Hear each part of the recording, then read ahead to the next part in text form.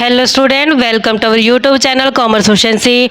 आज की क्लास में कवर करेंगे टॉपिक जब बिल सेंड किया जाता है बैंक के पास कलेक्शन के लिए, तो उस केस में कैसे ट्रीटमेंट करेंगे। इसे लास्ट क्लासेस में हमने 3 टॉपिक है जो कवर कर ले कंसिस्टेंसी के साथ।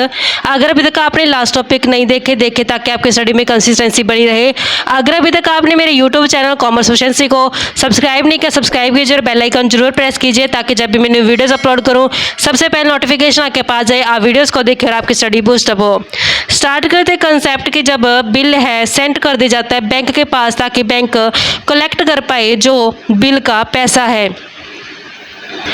कई बार ड्रॉअर क्या करता है कि बैंक से बिल को डिस्काउंट करने की बजाय उस बिल को सेंड कर देता ताकि पैसा जो कलेक्ट किया जा सके एक्सेप्टर यानी कि ड्रॉई से। तो बैंक तब तक कस्टमर के अकाउंट में क्रेडिट नहीं करती एंट्री जब तक उसको एक्चुअल में अमाउंट है जो रिसीव नहीं हो जाती। तो जैसे ही एक्चुअल में अमाउंट रिसीव होती है बैंक को, तभी उस केस में जो कस्टमर का अकाउंट होता है उसे क्रेडिट किए जाते हैं। अकाउंटिंग ट्रीटमेंट कैसे करते हैं कि जब बिल बैंक के पास भेजा गया कलेक्शन के लिए, तो यहाँ पे जो बिल है उसके लिए एक नया अकाउंट ओपन किया गया है जिसका नाम है bill sent for collection account. Bill sent for collection account open करेंगे जब बिल सेंड किया जाएगा बैंक के पास कलेक्शन के लिए। जो ये पर्सनल अकाउंट होते हैं इसको डेबिट किए जाते हैं जब बिल को सेंड किया जाएगा कलेक्शन के लिए, और क्रेडिट कर देंगे तब जब इसमें एक्चुअल में अमाउंट रियलाइज हो जाएगा। तो इसके लिए जर्नल एंट्री पास करेंगे जब बिल को सेंड किया जाएगा कलेक्शन के लिए, bill send for collection account debit हो जाएगा, बीआर अकाउंट को क्रेडिट कर देंगे। तो जब एक्चुअल में ये बीआर के रिगार्डिंग अमाउंट कलेक्ट कर लेगी बैंक, उस केस में बैंक अकाउंट डेबिट कर दिया जाएगा और bill sent for collection account को क्रेडिट कर देंगे। कंसेप्ट क्लैरिटी के लिए एग्जांपल कवर करते हैं। स्टेटमेंट गिवन है कि 1 अक्टूबर 2018 को एक्स ने सेल किए गुड्स वाई को 20,000 की। एक्स ड्रोवर है, वाई ड्रोई है। इस डेट को वाई ने एक्सेप्ट किया bill drawn upon him by X at 2 month for 20,000। X ने बिल को लिखा और वाई के पास भेज दिया। वाई ने उस बिल को एक्सेप्ट कर लिया कि 2 महीने है जो दिए गए इस बिल के अंदर जो एक्स उसने रिटेन कर ले बिल को till the due date and on due date sends the bill to the banker for collection. जो ये 2 महीने के लिए बिल लिखा गया है, तो 2 महीने जैसे इसकी ड्यू डेट आई तो जो एक्स था उसने ये बिल है भेज दिया बैंक के पास ताकि कलेक्शन किया जा सके। ड्यू डेट को जब पैसा रिसीव होगा एक्चुअल में, तो उस केस में एक्स रिसीव करेगा इंफॉर्मेशन बैंक से कि जो बिल है वो मेट हो चुका है, यानी कि पैसा जो बिल का वो रिसीव हो चुका है। इसके लिए हमने जर्नल एंट्री पास करनी है एक्स और वाई की बुक्स ऑफ अकाउंट्स के अंदर। जर्नल एंट्री पास करते हैं the books of x. Journal entry में फर्स्ट कॉलम आता है डेट का, पार्टिकुलर्स के बाद कॉलम आता है लेजर फोलियो का, डेबिट बैलेंस और क्रेडिट बैलेंस।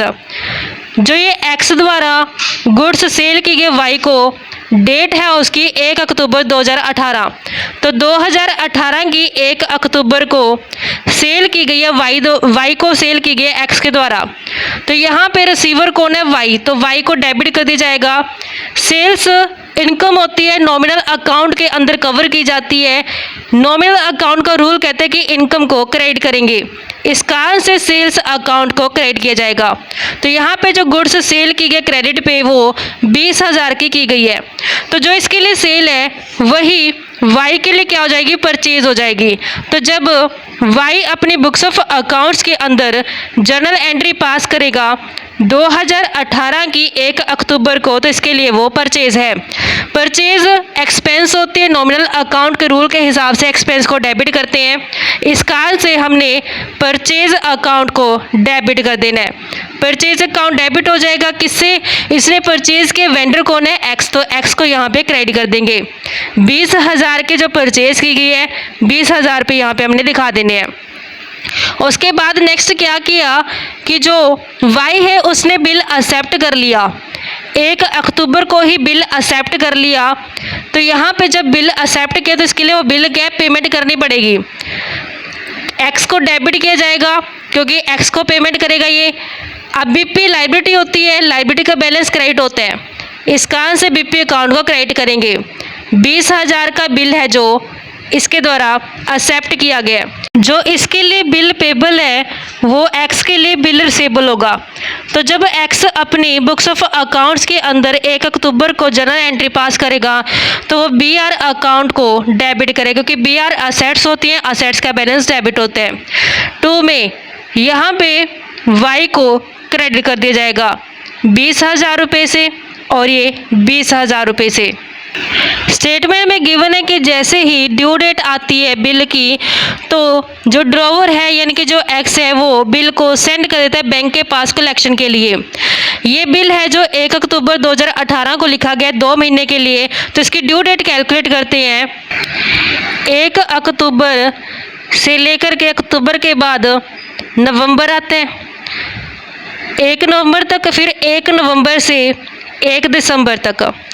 तो यहाँ पे 2 महीने हो गए हैं 1 दिसंबर को।